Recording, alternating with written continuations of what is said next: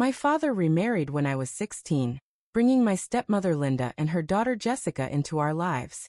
At the time, Jessica was 14, and I genuinely tried to welcome her as a sister. My father had been lonely since my mother passed away 3 years earlier, and I wanted him to be happy, even if it meant sharing him with a new family. Jessica seemed sweet enough in the beginning, though there was always something calculating about her that made me uncomfortable. She had this way of watching people, studying their reactions, and adapting her behavior to get exactly what she wanted from them. As we grew older, Jessica became increasingly competitive with me about everything: grades, appearance, boyfriends, and especially our father's attention. She would go out of her way to undermine my achievements and make herself look better in comparison.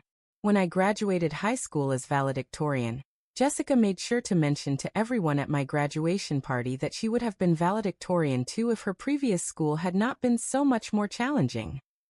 When I got accepted to my dream college, Jessica suddenly developed an interest in the same field and applied to even more prestigious schools, constantly talking about how she was aiming higher than I ever could. The pattern continued throughout our 20s. If I got promoted at work, Jessica would announce that she was considering much better job opportunities. If I started dating someone, Jessica would make subtle comments about how she could never settle for someone so ordinary.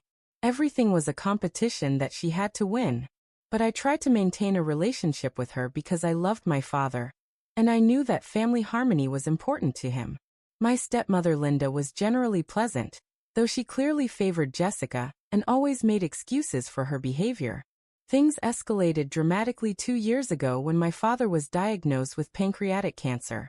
The doctors gave him 6 months to a year to live, and our entire family was devastated.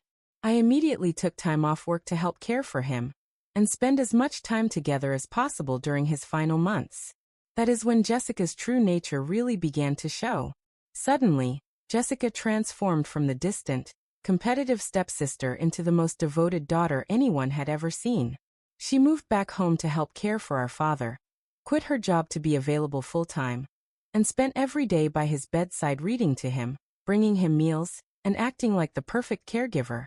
At first, I was genuinely touched by Jessica's dedication. I thought that facing our father's mortality had finally brought out her better nature, and that she was finally showing the love and respect he deserved. But I started noticing things that made me suspicious. Jessica would always make sure other people saw her caring for our father. When relatives visited or neighbors stopped by, she was always prominently positioned as the devoted daughter, fluffing his pillows or bringing him medicine. But when no one else was around, I noticed that she seemed distracted and impatient with him. She also started having private conversations with our father about practical matters and making sure everything was taken care of. When I tried to join these conversations, Jessica would suggest that such discussions were too emotional for me to handle, and that she was protecting me from the stress. Most concerning was how Jessica began positioning herself as the primary caregiver and decision-maker. She would schedule medical appointments without consulting me, speak to doctors on our father's behalf, and make it seem like she was the responsible child while I was too emotional and unreliable to handle important matters. My father, who was weakened by his illness and touched by Jessica's apparent devotion, began to rely on her more and more. He started praising her constantly to other family members, talking about how grateful he was to have such a caring daughter, who had sacrificed so much to take care of him. That is when I realized what Jessica was really doing. She was not just trying to be the favorite daughter. She was positioning herself to inherit everything our father had worked his entire life to build. My father was a successful businessman who had built a substantial estate over the years. He owned several properties, had significant investments, and had always told me that everything would be mine someday since I was his biological child and Jessica would inherit from her own father's side of the family. But Jessica was systematically manipulating the situation to change that outcome. I started paying closer attention to Jessica's behavior and discovered that her caregiver act was even more calculated than I had realized. She was keeping a detailed log of everything she did for our father, documenting every meal she prepared, every medication she administered, and every hour she spent by his bedside. Jessica was also subtly undermining my relationship with our father. She would make comments like, "I wish your other daughter could spend more time with you," but I understand that her job is very demanding, or it is probably better that I handle the medical appointments since some people get too emotional in hospitals. She was painting herself as the selfless, devoted daughter, while making me seem selfish and unavailable, even though I was spending every free moment I had with our father. But the most manipulative thing Jessica was doing was gradually introducing the idea that our father should update his estate planning to reflect how things really are now.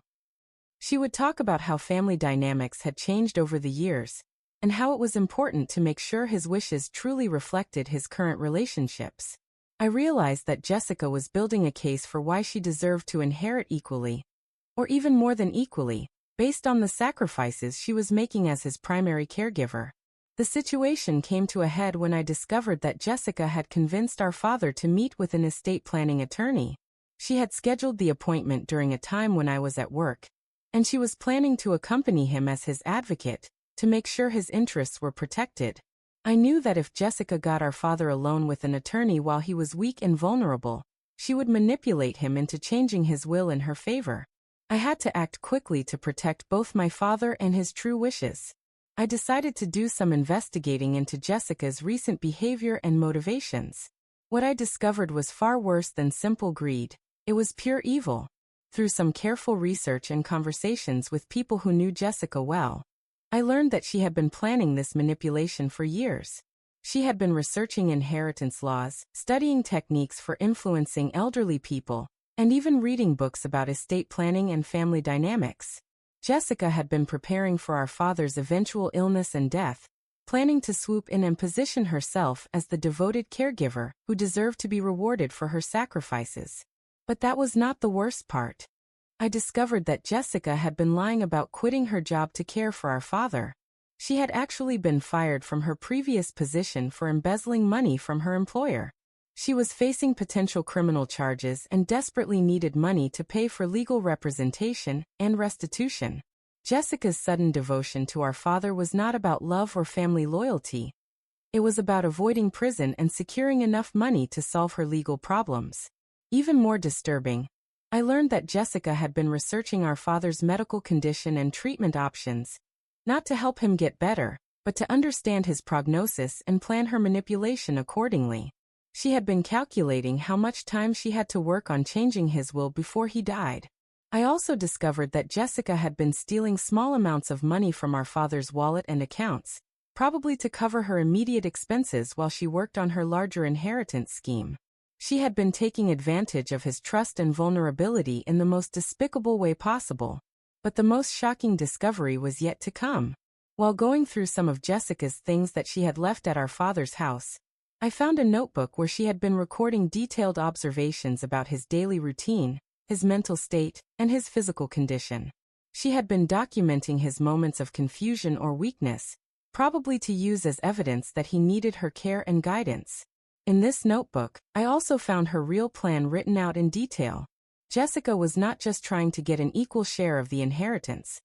She was planning to have our father declared mentally incompetent, so she could gain control of his entire estate while he was still alive.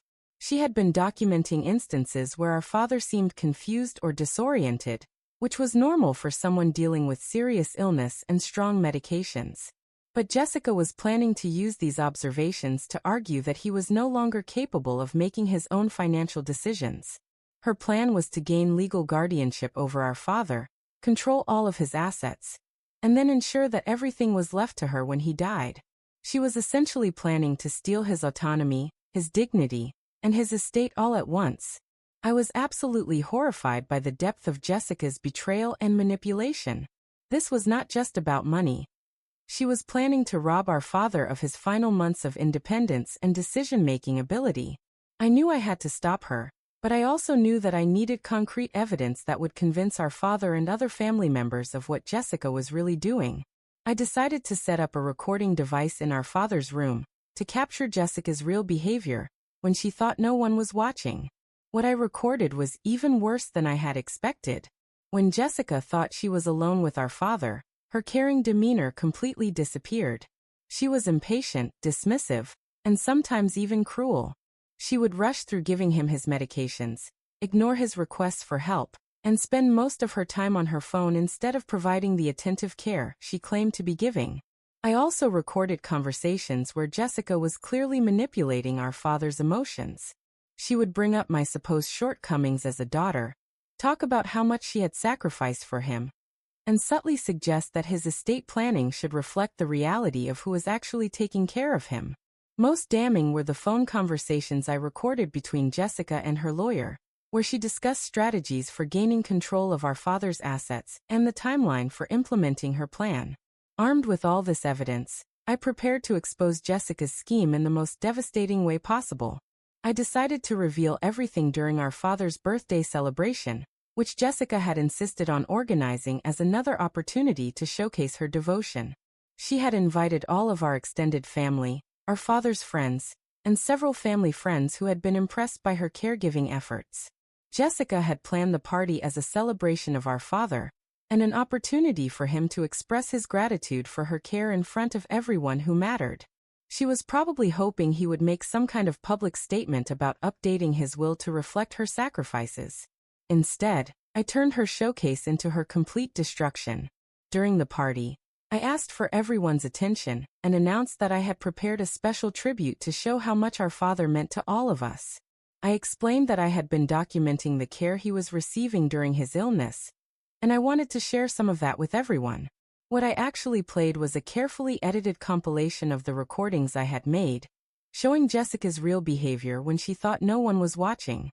The audio included her dismissive treatment of our father, her manipulative conversations about his estate, and her discussions with her lawyer about gaining control of his assets. I also presented the evidence of her embezzlement charges, her lies about quitting her job, and the notebook where she had documented her plan to have our father declared incompetent. The room fell completely silent as people realized what they were hearing and seeing. Our father's face went through a range of emotions: confusion, hurt, disappointment, and finally anger. Jessica looked like she was going to faint. But I was not finished yet. I had also prepared a presentation showing how Jessica had been stealing money from our father, documenting the dates and amounts of her thefts. I showed bank records, receipts, and other evidence of her financial exploitation. Finally, I revealed the most damaging evidence: recordings of Jessica talking to friends about how she was playing the long game with our father's illness and how she was going to cash in on years of pretending to care about our family. By the time I finished my presentation, Jessica was crying hysterically and several family members were openly expressing their disgust and anger. Our father was staring at Jessica with a look of complete betrayal and disappointment. Jessica tried to defend herself, claiming that I was lying and that the recordings were taken out of context. But the evidence was overwhelming and undeniable. Everyone in the room could see that she had been manipulating our father's illness for her own financial gain. Our father asked Jessica to leave his house immediately and told her that she was no longer welcome in his life. Several family members escorted her out while she continued to protest and make excuses. The aftermath was swift and decisive. Our father immediately contacted his attorney to ensure that Jessica would receive nothing from his estate. He also filed a police report about her theft, which led to additional criminal charges on top of the embezzlement case she was already facing. Jessica's reputation was completely destroyed. Word of her manipulation and exploitation spread throughout our community, and she became a pariah. Her friends abandoned her, and even her own mother was horrified by her behavior. The stress of being exposed, combined with her mounting legal troubles, caused Jessica to have a complete breakdown. She was hospitalized for several weeks and required extensive psychiatric treatment. Jessica eventually pleaded guilty to multiple charges of theft and fraud. She was sentenced to 2 years in prison and ordered to pay full restitution to both our father and her former employer. Her criminal record meant that she would never again be able to work in any position that required trust or financial responsibility. Our father spent his final months surrounded by people who genuinely loved him, free from Jessica's manipulation and exploitation. He passed away peacefully 6 months later, knowing that his estate would go to people who had truly cared about him rather than someone who had seen his illness as an opportunity for profit. Jessica was released from prison last month, but her life remains in ruins. She has no money, no job prospects, no friends, and no family relationships. Her plan to secure financial security through manipulation and theft had backfired completely, leaving her with nothing but the consequences of her own evil choices. Meanwhile, I inherited our father's estate as he had originally intended, and I have used part of it to establish a foundation that helps families dealing with elder abuse and financial exploitation. Our father would have approved of using his legacy to protect other vulnerable people from predators like Jessica. The most satisfying part of my revenge was not just Jessica's punishment, but the way her own greed and manipulation had created her downfall. If she had simply been a good stepsister and daughter, she would have been fine financially and emotionally. Instead, her scheme to steal everything had cost her everything. Jessica had gambled her entire future on a plan to exploit our father's illness and vulnerability. She lost that gamble in the most spectacular way possible, and she will spend the rest of her life paying the price for her choices. Sometimes people ask me if I feel bad about exposing Jessica so publicly and destroying her life. The answer is absolutely not. She made a conscious decision to prey on our dying father, to steal from him, and to rob him of his dignity and autonomy during his final months. Jessica deserved every consequence of her actions, and I am proud that I had the courage to stop her before she could complete her evil plan. That is what real justice looks like, not just punishment, but prevention of further harm to innocent people. If this story of family betrayal and ultimate justice left you craving more, you have found your revenge headquarters. At Revenge Janet, we specialize in serving the most satisfying karma to those who think they can prey on innocent people and get away with it. From manipulative family members to scheming relatives, cheating partners to backstabbing friends, we bring you stories where the bad guys always get exactly what they deserve. Hit that subscribe button and join our army of justice seekers who believe that every betrayal deserves consequences, and every predator deserves to be exposed. New revenge stories uploaded regularly, each one more satisfying than the last. Welcome to Revenge Janet, where karma never sleeps and justice is always served ice cold.